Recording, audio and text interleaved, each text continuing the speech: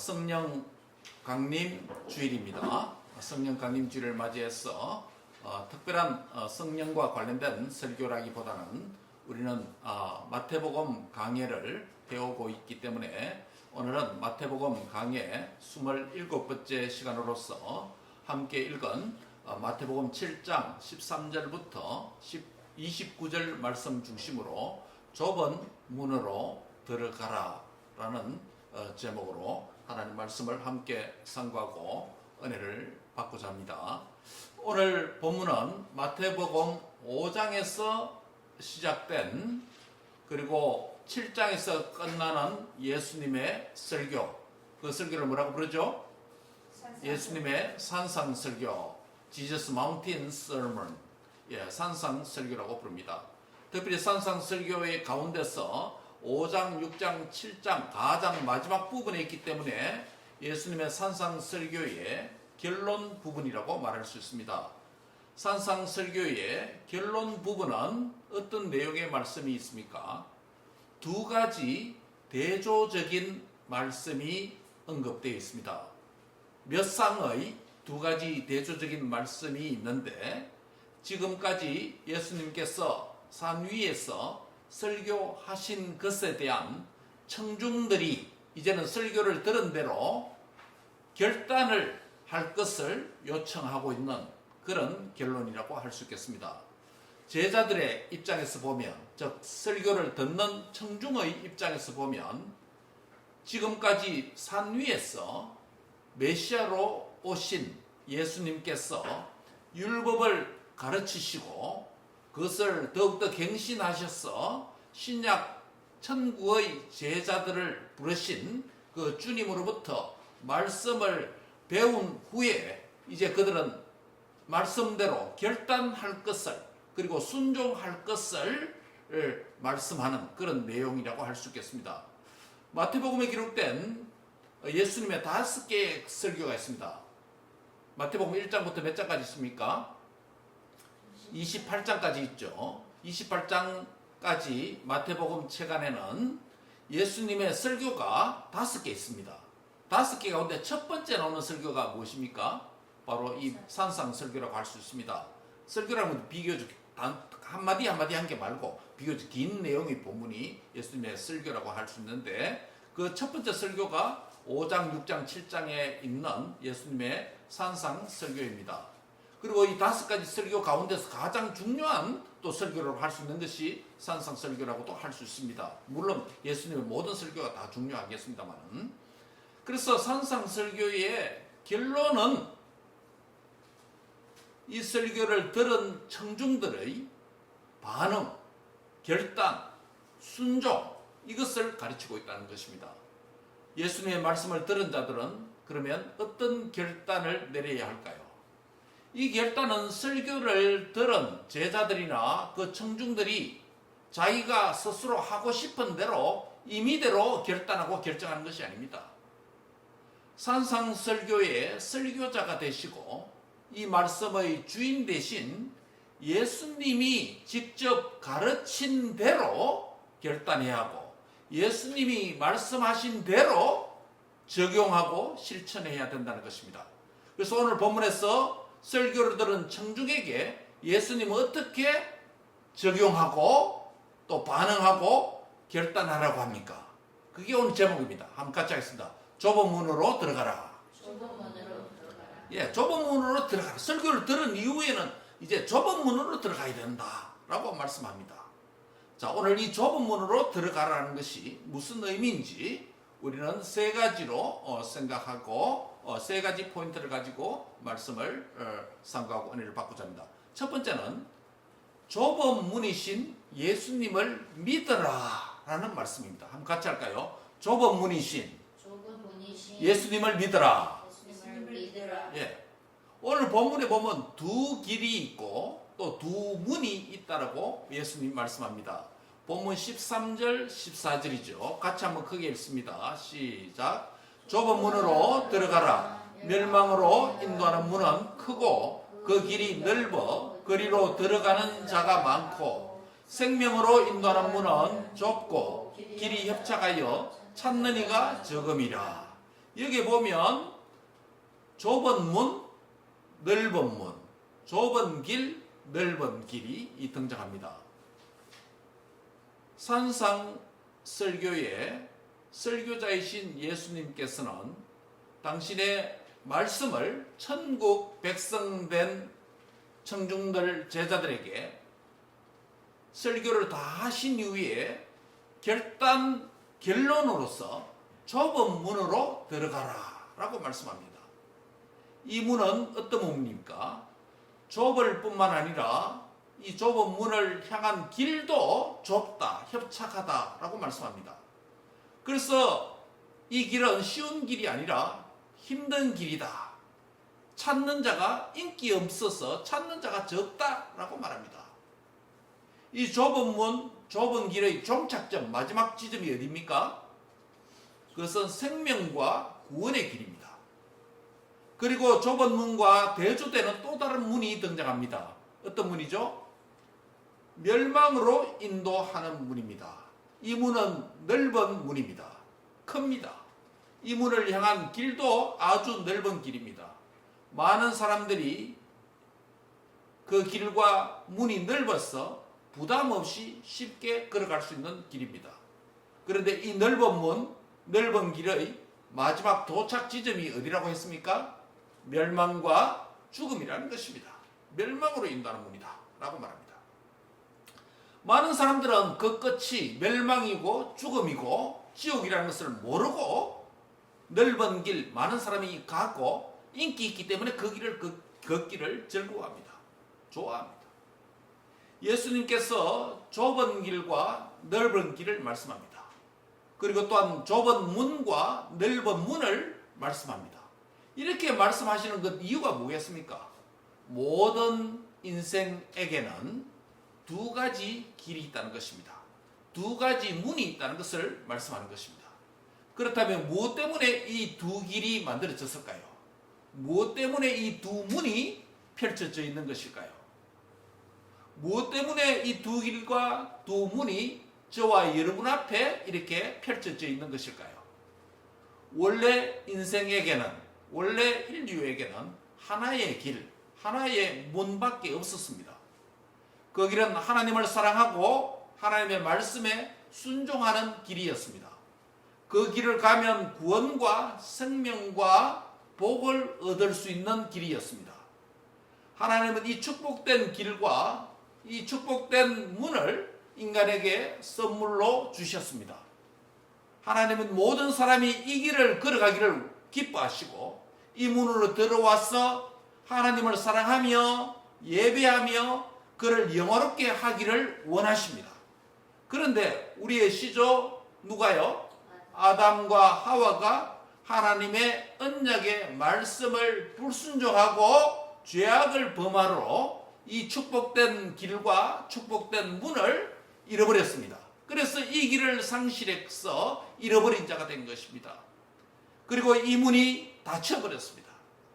원래 이 길은 생명과 구원의 길이었다고 그랬죠. 원래 이 문은 생명과 구원을 향한 길이었다고 했습니다. 그러나 아담과 하와의 후예인 저와 여러분을 포함한 모든 인류는 죄인으로 태어나게 됩니다. 그래서 각기 자신의 탐욕과 쾌락과 죄악의 길을 걸으면서 살아가게 됩니다. 이 길을 바로 넓은 길이라고 부릅니다. 이 길의 종착점이 어디라고 했죠? 죽음과 멸망입니다. 그리하여 모든 인간은 죄인이고 죄인의 길은 결국은 좁은 길이 아니라 넓은 길을 가고 넓은 문으로 들어가고 하나님 없이 자기 마음대로 사는 길을 선택하면서 살게 됩니다. 그 결과가 무엇입니까? 죽음이고 그 결과가 무엇입니까? 지옥이고 그 결과가 무엇입니까? 고통스러운 멸망만 남아있을 뿐입니다. 하나님은 이러한 인생을 긍휼히 불쌍히 여기셨습니다. 사망과 지옥을 향한 넓은 길, 넓은 문을 가는 우리에게 생명과 천국을 향한 좁은 길과 좁은 문을 다시금 열어주시고 회복시켜 주시기를 기뻐하시고 원하셨습니다. 그래야 누구를 보내주십니까? 하나님의 독생자 예수님을 보내주신 것입니다. 그런데 예수님과 생명의 길 그리고 생명의 문, 이 좁은 길과 좁은 문은 예수님과 무슨 상관이 있습니까? 예수님과 이 좁은 문이 무슨 상관이 있습니까? 예수님이 이렇게 말씀하십니다. 요한복음 14장 6절에 내가 곧 길이요 진리요 생명이니 나로 말미암지 않고는 어디로? 아버지께로 올 자가 있다 없다? 아무도 없다는 것입니다. 예수님이 길입니다. 예수님이 문입니다. 예수님이 진리고 생명입니다. 어디로 가는? 하나님께로 가는 생명과 구원으로 가는 유일한 길과 진리가 됩니다. 그렇기 때문에 예수님은 좁은 길이 됩니다. 예수님은 좁은 문이 됩니다. 이 좁은 길과 좁은 문은 가는 사람이 선택하는 사람이 적다고 했습니다. 오늘도 한번 보십시오. 이 주일에 예배하는 자보다도 세상으로 자기의 탐욕과 자기의 계획과 자신의 뜻대로 살려고 하는 사람들이 더 많습니다. 왜냐하면 그 길이 넓고 많은 사람들이 가기 때문에 다 그 길을 선택합니다. 저와 여러분은 길이요 진리요 생명이신 예수님이 구원의 길이라는 걸 믿기 때문에 오늘도 복된 주일에 나왔어. 다른 계획과 다른 생각도 있지만 이 좁은 길을 선택해서 생명과 구원의 길로 나온 것이 하나님의 은혜인 줄 믿습니다. 할렐루야. 예, 이 좁은 문입니다. 그렇다면 예수님과 비슷한 또 다른 좁은 문과 이와 유사한 좁은 길은 없을까요? 있습니까? 없습니까? 성경은 말씀합니다. 사도행전 4장 12절에 이렇게 말합니다. 다른 이로서는 구원을 받을 수 없나니 천하 사람 중에 이 천하 많은 사람 중에 구원을 받을 만한 다른 어떤 이름을 하나님께서 우리에게 주신 일이 있다 없다? 주신 일이 없다는 것입니다. 그러면 예수님과 같은 이 좁은 구원의 길, 좁은 구원의 문, 생명과 영생으로 가는 이 문은 있다 없다? 예수님 외에 없다는 것입니다. 구원자 하나님이 예수님 외에 천하 많은 인간에게 예수님 외에 다른 어떤 이름을 직접 하나님께서 주신 일이 없다는 것입니다. 그러면 하나님께로 이르는 길은 유일한 길은 누구밖에 없다? 예수님. 그래서 예수님 말한 겁니다. 내가 곧 길이요 진리요 생명이니 나로 말미암지 않고는 아버지께로 올 자가 없느니라. 확신하시기 바랍니다. 저와 여러분은 얼마나 복된 자입니까? 얼마나 복된 자입니까? 세상에 예수님과 같은 구원의 길, 비슷한 길이 많은 줄 알고 저 종교를 선택해보고 저 길도 가보고 또 거기에 심취되어 사는 자가 많은데 하나님이 못 보시고 저와 여러분을 이처럼 사랑해 주셨어. 하나님께 이르는 유일한 길과 진리와 생명 되신 이 예수님을 믿게 하시니 전적인 하나님의 사랑과 긍휼과 은혜인 줄 믿습니다. 아멘. 예, 이 은혜를 받은 것입니다. 그렇다면 생명과 구원에 이르는 이 좁은 길을 걷고 좁은 문으로 들어간다는 것은 우리에게 무엇을 의미합니까? 여러분, 좁은 길로 걸어가고 좁은 문을 열고 들어간다는 것은 우리에게 무엇을 의미합니까? 어떻게 한다는 것을 말합니까? 그것은 바로 오늘 본문의 말씀대로 예수님의 말씀을 들은 후에는 결정하고 결단해야 된다는 것을 의미합니다. 무엇을 선택하고 무엇을 결정해야 된다는 것이죠? 하나님의 생명과 구원에 이르는 유일한 길과 유일한 문이신 예수님을 뭐한다? 믿는다는 것을 결정해야 된다는 것입니다. 따라합시다. 예수님을 믿는 것을 결정해야 합니다. 예, 바로 말씀을 들은 자는, 이 산상설교를 들은 자는 결단하고 결정해야 되는데, 말씀을 들은 후에 첫 번째 적용하고 결정해야 될 일은 뭡니까? 이 말씀을 들은 후에는 누구를 믿어야 된다? 예수님을 믿는 것. 이 믿음이 없으면 아무리 들어도 소용이 없습니다. 아무리 들어도 소용이 없습니다. 이 믿음이 없으면 아무리 교회 가서 열심히 일한다 할지라도 하나님과 관련이 없습니다. 관련이 없습니다. 그냥 종교 행위를 하는 것이에요. 오늘 이 자리에 왔어. 여러분 말씀을 듣습니다. 2000년 전에 예수님의 제자들과 청중들이 삼위에서 설교하시는 예수님의 말씀을 설교를 들었습니다. 5장, 6장, 7장 되는 방대한 양의 설교를 들었습니다. 그 설교를 듣고 지금 마지막 결론에서 결정하고 결단하고 자기 삶에 적용해야 되는데, 그러면서 이 적용의 첫 걸음으로서 좁은 문으로 들어가라고 말씀하시는데, 이것을 첫 번째로 예수님을 믿는 것을 의미하는데, 좁은 길을 들어간다. 예수님을 믿지 않으면 지금까지 설교 들은 아무런 소위에 뭐 하는 거다? 예, 경일기. 소에게 아무리 좋은 말을 들려주면 뭐합니까? 알아듣지 못하는 거죠.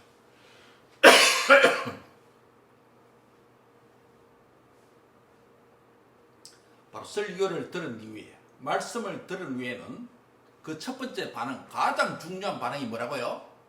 그 말씀을 주신 예수님을 믿어야 된다는 것입니다. 그렇다면 하나님의 구원과 생명에 이르게 하는 이 좁은 문과 좁은 길이 되신 예수님을 누가 믿어야 합니까? 죄로 인해서 생명을 잃어버린 우리가 말씀을 듣고 믿어야 합니다. 즉 모든 인생이 예수님을 믿어야 합니다. 왜 그렇습니까? 로마서 2장 23절에 이렇게 말합니다. 모든 사람이 죄를 범하였음에 어디에 이르지 못한다? 하나님의 영광에 이르지 못하더니. 모든 사람이 죄를 범하였기 때문에, 죄인이기 때문에 하나님의 영광, 하나님과 그분의 영광, 구원과 생명에 갈 수 있다 없다? 이러지 못한다는 것이에요. 뭐 때문에 그렇죠? 죄 때문에 그렇습니다.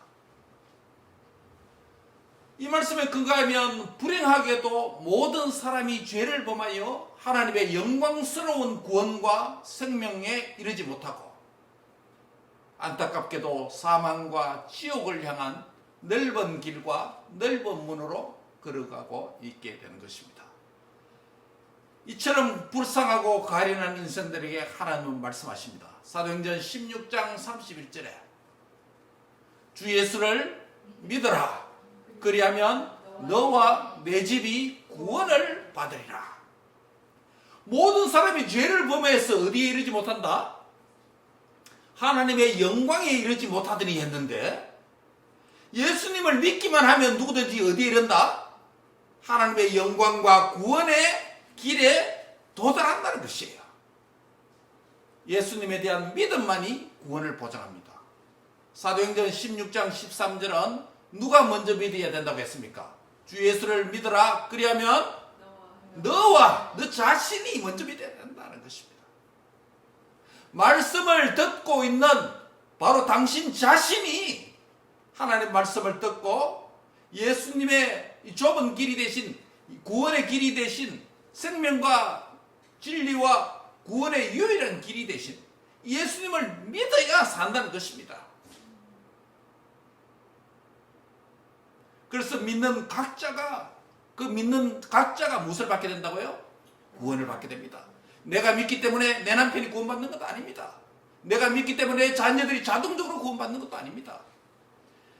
오직 믿는 사람만이 구원을 받는 줄 믿습니다. 이게 구원의 은혜입니다. 그 다음에 사도행전 16장 31절은 누구를 말합니까? 내 집이 구원을 받으리라. 이 말은 내 집이, 너의 가족이 예수님을, 주 예수를 믿어라. 내 가족이 믿어야 내 가족도 구원받는다는 것이에요. 주 예수를 믿는 개인이 구원을 받고, 주 예수를 믿는 그 사람의 가족이 또한 믿어야 그 가정이 구원을 받습니다. 예수님을 믿는 좁은 길, 좁은 문, 생명과 구원을 얻게 된다는 것입니다. 사랑하는 성도 여러분, 여러분 각자가 유일한 구원의 길과 유일한 생명의 문이신 예수님을 확실히 믿기 바랍니다. 더 나아가서 여러분의 모든 가족들이, 자녀들이, 자녀 손들이, 부모 형제들이 이 좁은 길과 좁은 문이 되신 예수님을 믿어서 여러분의 가정이 복음화되고 구원받고 생명과 천국에 이르는 은총을 받기를 축원합니다. 아멘. 첫 번째 포인트는 뭐라고 했습니까? 좁은 문으로 들어가는 것이 어떤 의미라고요? 좁은 문이신 예수님을 믿는 것입니다. 첫 번째 포인트는 다시 말씀드리면 예수님을 믿는 자가 되라는 것입니다. 이제 두 번째 포인트로 넘어가려고 합니다. 두 번째 포인트는 무엇입니까? 두 번째 단락은 15절부터 23절까지 내용으로 하고 있습니다. 따라합시다. 말씀을 행하는 자가 되라. 말씀을 행하는 자가 되라. 예, 좁은 문으로 들어간다는 두 번째 의미는 본문에서 말씀을 행하는 자가 되라는 것입니다. 위에서 두 문과 두 길에 대해서 말했다면 15절부터 23절 두 번째 단락인 말씀을 행하는 자가 되라고 하는 이 포인트 안에도 두 종류의 열매를 말합니다. 두 열매를 말합니다. 좋은 열매와 나쁜 열매에 대해서 말합니다. 위에도 두 문이 있었죠. 두 길이 있었죠. 여기도 두 열매에 대해서 말합니다. 아까 세상의 두 개의 대조적인 표현들이 나온다 그랬죠. 보면 15절부터 23절에 참과 거짓에 대해서 말합니다. 15절에 보면 거짓 선지자들을 삼가하라 라고 말합니다. 여기서 거짓이라는 것은 단순히 참에 대한 반대말이 아닙니다. 단순한 도덕적 판단의 개념도 아닙니다. 이것은 구원과 관련되어 있습니다. 참이라는 것은 곧 뭐라고요? 구원을 의미하고, 거짓이라는 것은 심판과 멸망을 의미하는 그런 의미가 있습니다. 본문 15절부터 20절 내용을 살펴보면 몇 가지 비유를 예수님 말씀하십니다. 첫 번째는 15절에 보면 어떤 비유가 있습니까? 양과 이리의 비유가 있습니다. 양과 양의 옷을 입은 이리에 대해서 말합니다. 이번 양은 양이죠. 근데 양처럼 가장한 이리가 있다는 것입니다. 이리는 뭐합니까? 양을 잡아먹는 악한 짐승입니다. 양의 입장에서 보면. 두 번째 비유는 무엇입니까? 16절부터 20절에 보면 그 나무와 그 나무의 열매와의 관계를 비교합니다. 거기 보면 가시나무가 포도나무를 맺을 수 없고, 그렇죠? 포도 열매를 맺을 수 없고, 포도 열매가 무화과나무를 맺을 수 없는 이 엉겅기와 무화과나무 열매, 가시나무와 포도 열매, 이 두 종류의 서로 모순적인 내용을 연결해 놓았습니다. 구체적인 나무 이름 둘과 구체적인 열매 이름 둘을 언급한 이후에 본문 17절에부터는 좋은 나무와 아름다운 열매, 못된 나무와 아름다운 열매를 반대로 설명해 놨습니다. 여기에 보면 좋은이라고 하는 형용사와 아름다운이라고 하는 형용사를 사용했습니다. 그리고 못된이라는 형용사도 사용합니다. 어떤 나무든지 그 열매가 맺혀지는 것은 자연스러운 일입니다. 문제는 그 열매가 맺히는 것으로 끝나지 않는다는 것에 문제가 있습니다. 무슨 말입니까? 본문 19절에 한번 보세요.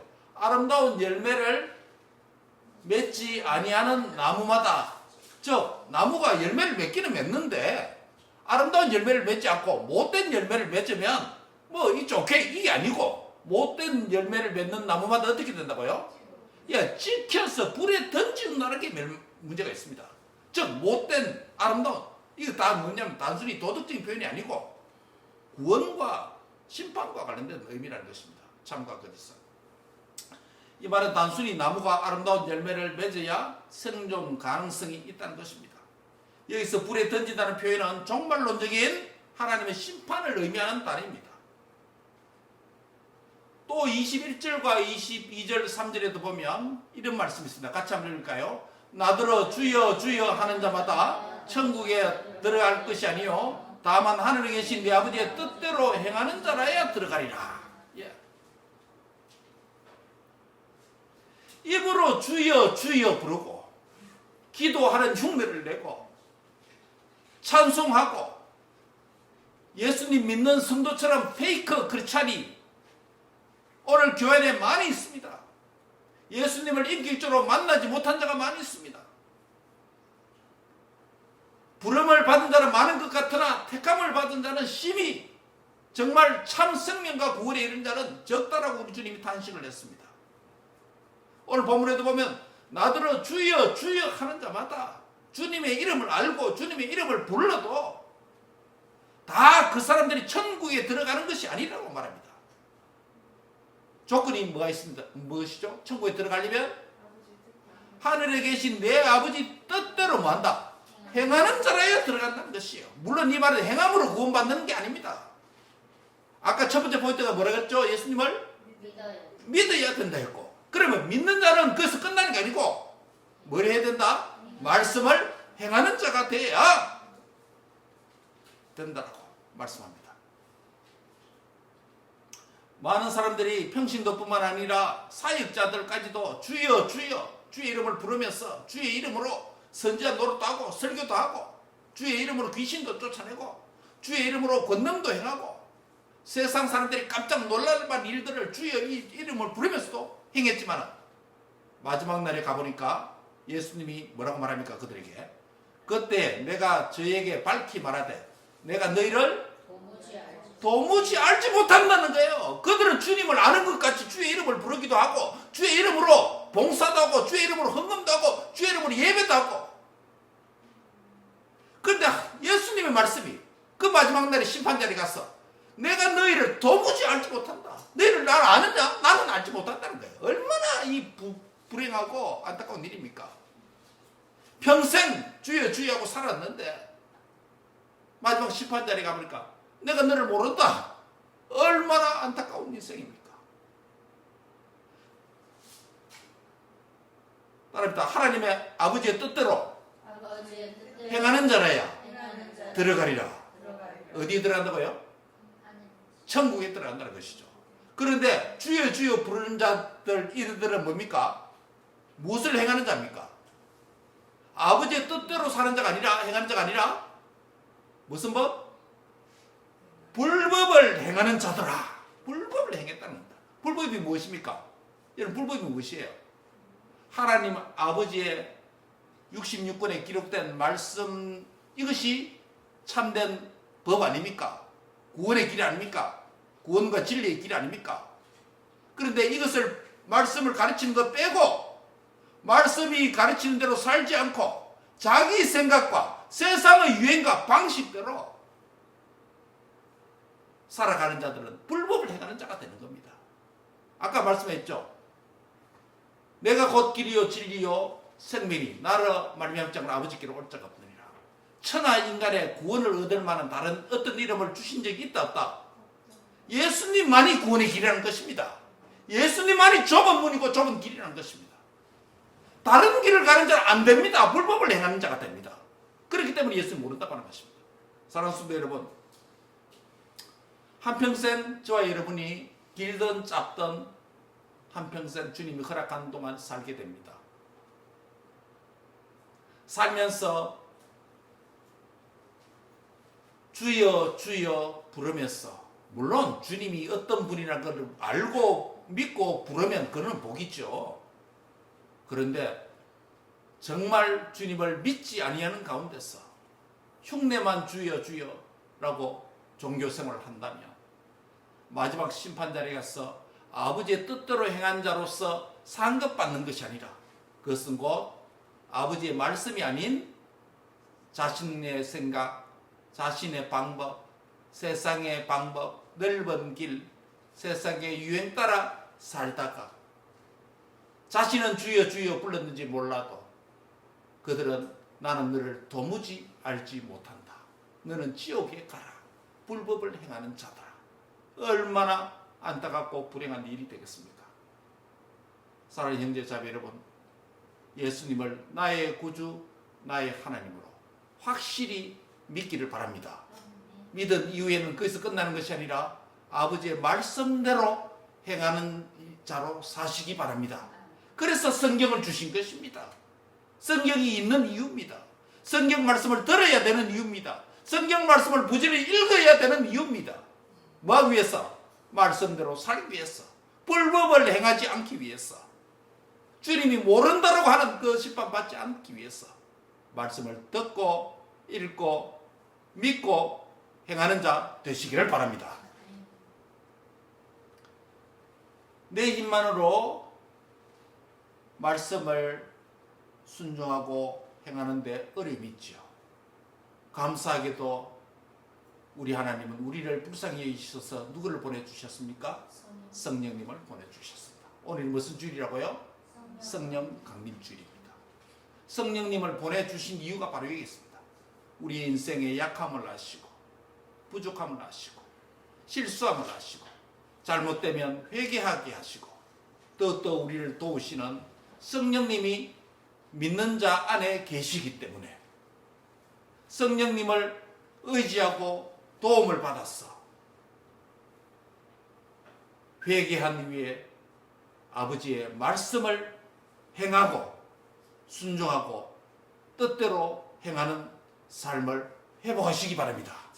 그래서 성령 충만 받았어. 회복하고 말씀을 따라 좁은 길로 걸어가는 참된 주님의 그리스도인, 참된 주님의 성도들이 다 되시기를 축원합니다. 아멘. 첫 번째 포인트가 뭐라고 그랬죠? 좁은 문으로 가라라고 하는 의미가 예수님을 믿는 자가 되라. 두 번째는요, 믿는 자는 그것을 멈추지 말고 한 걸음 더 나가서 말씀을 행하는 자가 되라. 그래야 천국에 들어간다고 했습니다. 마지막 포인트는 뭡니까? 마지막 포인트는 시련을 이기는 승리자가 되라. 따라합시다. 승리자가 되라. 승리자가 되라. 왜 그럴까요? 마지막 단락은 24절부터 27절에 있는 내용 말씀 때문입니다.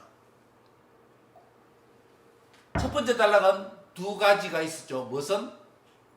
두 종류의 문과 길이 있었죠. 두 번째 단락에는 두 종류가 있습니다. 어떤 거요? 두 열매가 있었죠. 두 나무가 있었죠. 마지막 세 번째 단락에 또 두 개가 개가 나타나겠습니다. 두 건축자가 있습니다. 말씀이 아주 재밌죠? 두 개가 나타납니다. 각각 단락마다. 24절부터 20절 마지막 세 번째 포인트는 뭐라고요? 시련을 이기는 승리자가 되라. 산상설교의 결론 가운데 마지막 단락인 24절부터 27절에 이 시작 구절은 한 비유로 시작합니다. 24절에 보시기 바랍니다. 그러므로 나의 이 말을 듣고 행치 않는 자는 뭐와 같다? 어디에 비유했습니까? 그 집을 반석 위에 지은 지혜로운 사람 같다라고 비유를 들어서 말씀합니다.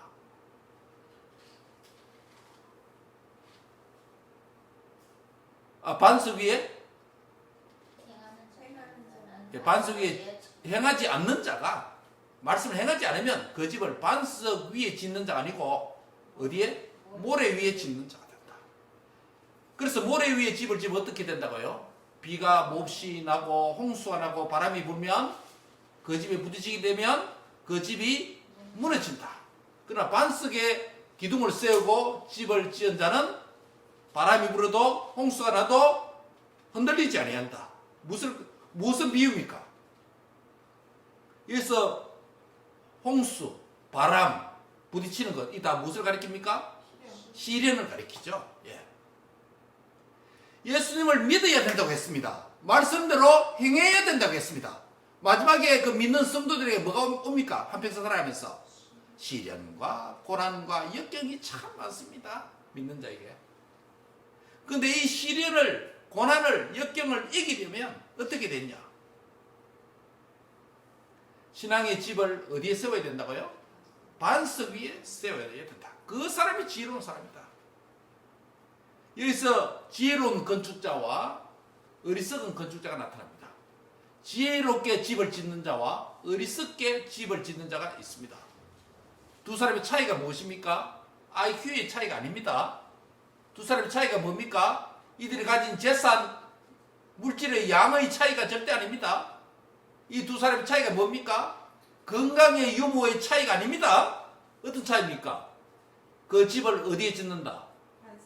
반석 위에 짓느냐, 모래 위에 짓느냐.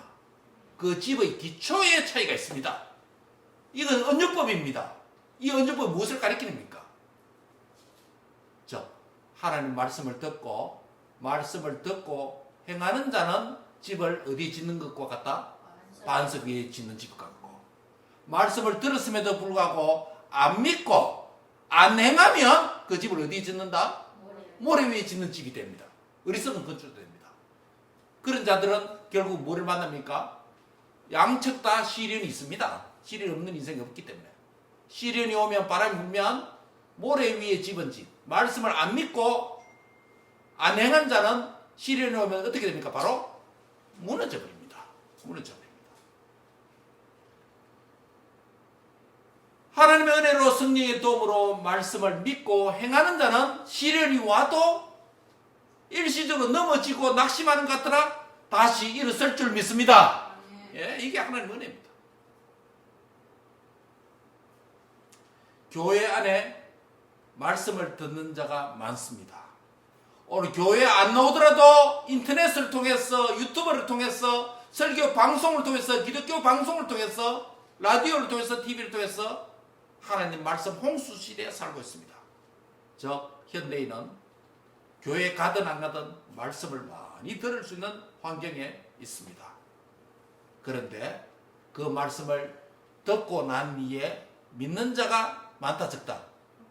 믿는 자가 없다. 뿐만 아니라 교회 다니면서 믿는 자도 많습니다. 난 예수 믿는다고 말하는 사람 많습니다. 나는 born-again 했습니다. 난 세례를 받았습니다. 난 구원받았습니다. 처치 멤버입니다. 믿는 자가 많습니다. 그런데 믿는 자가 많더라도 뭐가 적다? 말씀을 행하는 자가 적다는 겁니다. 말씀대로 살지 않는다는 것입니다.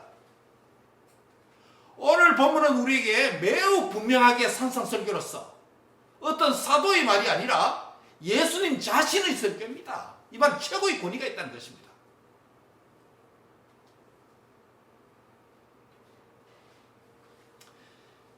예수님의 말씀을 듣고 난 이후에는 믿어야 합니다. 믿은 대로 행해야 합니다. 그래야 할 때 시련을 이길 수 있는 지혜로운 건축자가 될 수 있다는 것입니다. 이런 자가 되시기를 축복합니다. 말씀을 맺습니다. 마태복음 5장, 6장, 7장 예수님의 산상 설교가 끝났습니다. 마지막 28절, 29절에 이 설교에 대한 무리들의 반응이 기록되어 있습니다. 어떤 반응을 보였을까요? 예수께서 이 말씀을 하심에 무리들이 그 가르침에 뭐했다? 놀라니. 놀란다는 것은 무슨 반응이에요? 감정입니다. 이모셔널 리스폰스입니다. 오늘 교회에 가서 설교를 듣고 믿습니다. 할렐루야. 감정적인 반응을 보이는 자는 또 많습니다. 가르치는 것이 권세 있는 자와 같고 저희 서기관들과 같이 아니하다, 다른 분이다라는 것도 느끼게 됩니다. 감정적으로.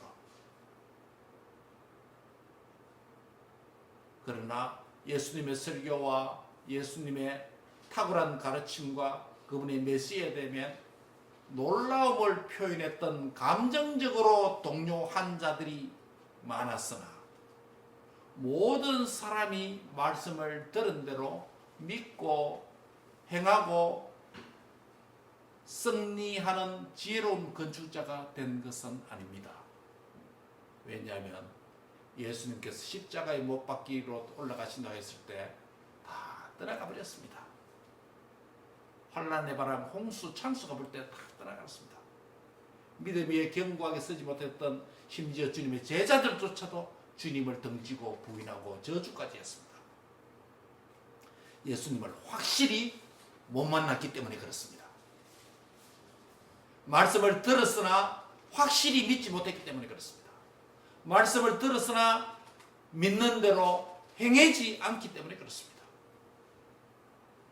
사랑하는 성도 여러분, 오늘 저와 여러분은 주일 예배를 통해서 성령 강림 주일에 마태복음 27번째 강해인 이 말씀, 좁은 문으로 들어가라는 이 말씀을 저와 여러분이 함께 듣고 있습니다. 설교자인 저도 주님의 말씀을 듣고 있고 대언하면서 또한 청중인 여러분도 주님의 말씀을 듣고 있습니다. 이 말씀을 듣는 여러분의 반응이 만약 감정적인 반응, 놀라운 반응 여기에 그친다면 우리의 구원과 우리의 신앙과 아무런 관련이 없습니다. 말씀을 듣고 감정적으로 놀라워하고 기쁨과 즐거움이 일어났다면 거기서 그치면 안 됩니다. 의지적으로 말씀을 들은 대로 믿고 믿은 대로 뭐 해야 된다? 행해야 주님의 나라에 들어갈 수 있는 자가 되는 줄 믿습니다. 이게 바로 좁은 문, 좁은 길의 예수님의 설교의 내용입니다. 2026년도에 또한 여러분은 한평생 동안 우리에게 주시는 많은 말씀이 있을 것입니다. 여러분은 어떤 말씀을 들었습니까? 어떤 들은 말씀을 기억하고 있습니까? 어떤 들은 말씀에 대해서 감정적인 놀라움만 표현했습니까? 그렇지 않으면 감정적으로 느낀 이후에 믿고 듣고 행한 대로 의지적으로 실천하고 적용하고 행했습니까? 공적인 예배를 통해서 말씀을 듣고 있습니다. 여러분의 개인적인 성경 묵상 디보셔널 타임을 통해서 성경 말씀, 하나님 말씀을 듣습니다. 공동체의 성경 공부 바이블 스터디를 통해서 주님의 말씀을 듣고 있습니다. 어떤 형태의 말씀이든지 말씀을 들은 이후에는 그 말씀을 믿는 역사가 일어나기를 바랍니다. 믿는 자가 되기를 바랍니다. 그리고 그 말씀을 행하는 자가 되기를 바랍니다. 그리할 때 온갖 시련이 와도 이길 수 있는 참된 승리자가 될 줄 믿습니다. 부모 성도 여러분, 우리의 언약의 자녀 성도 여러분, 저와 여러분은 말씀을 들어야 삽니다. 들은 말씀을 또한 믿어야 구원받습니다. 믿은 말씀을 또한 행해야 구원받습니다. 또한 그리할 때 온갖 인생의 시련과 역경의 바람이 부더라도 패배하지 않고 넘어지지 않고 승리하는 그리스도인이 될 줄 믿습니다. 이런 복된 성도들 다 되시기를 주의 이름으로 축복합니다. 아멘. 기도하겠습니다. 하나님 감사합니다. 오늘도 하나님의 말씀을, 주님의 음성을 예배를 시간을 통해서 듣게 하심을 감사합니다. 우리의 감정적으로만 반응하지 말게 하시고 말씀에 대해서 한 귀로 들었다가 다른 귀로 흘려보내는 어리석은 자가 되지 말게 하여 주시옵소서. 말씀을 들은 이후에 신비에 깊이 잘 박힌 목과 같이 깊이 새겨지도록 인도해 주시옵소서. 그 말씀을 믿게 하여 주옵소서. 믿는 믿음을 주시옵소서. 또한 그 말씀을 행하는 즐거움을 누릴 수 있도록 축복해 주옵소서. 또한 그리하여서 온갖 시련을 당할 때도 넘어지지 아니하고 승리하는 참된 지혜로운 건축자가 되도록 축복해 주옵소서. 예수님의 이름으로 기도합니다. 아멘.